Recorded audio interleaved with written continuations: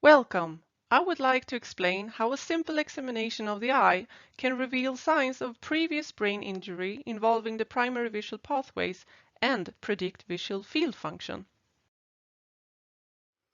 My name is Maria Nilsson. I'm an optometrist and work at the Karolinska Institute in Stockholm, Sweden. I'm here to give you a short presentation on how measurements of the retinal ganglion cell topography can predict visual field function in individuals with spastic cerebral palsy. You can read a full article in Developmental Medicine and Child Neurology. The study was based on ideas from Lena Jakobsson, an experienced pediatric neuro-ophthalmologist who also recruited the participants to this study. Finn Lennartsson is a neuroradiologist and responsible for the analysis of MRI data, and I have been responsible for the examinations of the retinal structure and function. Cerebral palsy is caused by an injury to the developing brain, and the injury can cause various patterns. The most common cause of cerebral palsy is white matter damage of immaturity. What will decide the pattern is dependent of the time and cause of the injury. Events early in the developing process, before 20 weeks of gestation, will cause malformation. Injuries between approximately 24 to 34 gestational weeks often cause white matter damage of immaturity, and later injuries close to the time of normal birth causes gray and white matter damage that may affect basal ganglia, tracts, and cortex. Many children with prenatal and perinatal brain damage have both cerebral palsy and cerebral visual impairment. If the lesion affects the motor pathways but not the retrogeniculate visual pathways, the child will be diagnosed with CP but may yet develop normal visual acuity and normal visual field function. If the motor pathways are spared but the visual pathways are injured, the child will be spared CP but will suffer from CVI. CVI is not a well-known diagnosis, and the condition often goes undetected and has not got a code in the ICD system, although it's recommended that all children with CP should undergo a thorough ophthalmic examination. It's not always easy to perform reliable visual field examination. In such cases, we believe that an examination with optical coherence tomography and scanning of the retinal structure can be valuable and serve as a link between MRI and perimetry. OCT is an imaging technique very similar to ultrasound but uses light instead of sound. It's non-invasive and the examination only takes a few seconds. With OCT, you can map the retinal ganglion cell layer, and the rationale behind looking specifically for the ganglion cell topography in relation to brain damage affecting the primary visual pathway is explained by the consequences of retrograde transsynaptic degeneration that occurs after an injury to the primary visual pathways. Retrograde transsynaptic degeneration is the secondary death of neurons after injury, which affects the target neurons they synapse with. The retinal ganglion cell axons synapse with the neurons from the optic radiation connected to the visual cortex. A damage of the neurons in the visual pathway will therefore eventually cause degeneration of the retinal ganglion cells.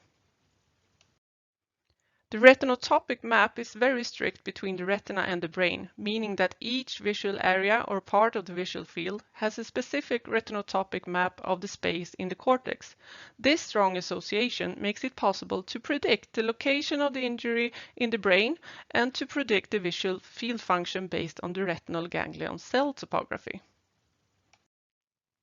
The present study aimed to investigate the association between the retinal ganglion cell topography and visual field function in individuals with spastic cerebral palsy.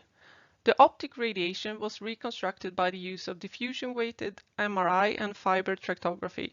The retinal structure was mapped with OCT, and conventional perimetry was used for visual field examination. This case demonstrates the relation between the retinal structure and function and the strong association to the location and extent of the malformation affecting the superior part of the right optic radiation. The ganglion cell topography shows homonymous thinning of the ganglion cell layer in the superior right part of the macula, which corresponds to the homonymous defects in the lower left quadrants of the visual fields. In this case, the ganglion cell layer topography were useful to predict visual field function and to study how the malformation affected the visual pathway. In this case, the brain injury is right-sided and the optic radiation totally destroyed, causing homonymous hemianopia to the left. The ganglion cell topography shows a clear asymmetry with marked homonymous thinning of the macular ganglion cell layer to the right. And, as in the previous case, the pattern of the ganglion cell thinning is very similar to the pattern of the visual field defect. In our study, there were 3 individuals with normal primary visual pathways, and they had no signs of ganglion cell layer asymmetry or focal visual field defects.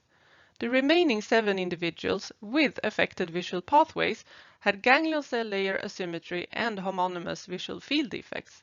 This figure illustrates the relation between the ganglion cell layer asymmetry and the occurrence of focal field defects.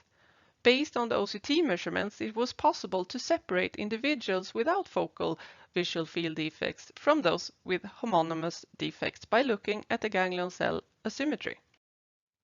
Based on the results of this study, we would like to highlight that spastic cerebral palsy may be associated with damage to the optic radiation. Damage to the optic radiation causes retrograde transsynaptic degeneration, which can be mapped using optical coherence tomography. And finally, ganglion cell topography can predict visual field defects in individuals with spastic cerebral palsy. We studied a small set of highly selected individuals, chosen because they could comply with the testing.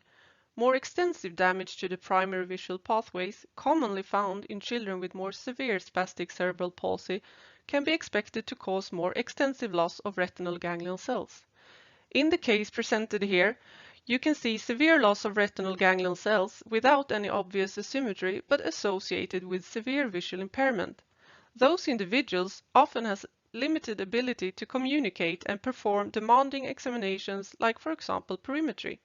In such cases, OCT could serve as a valuable tool for estimating the prerequisites for visual function. Our group has demonstrated retrograde transsynaptic degeneration also in children with other causes of brain damage who escaped cerebral palsy. Finally, we would like to acknowledge Kathy Williams for her commentary in Developmental Medicine and Child Neurology. Thank you for listening.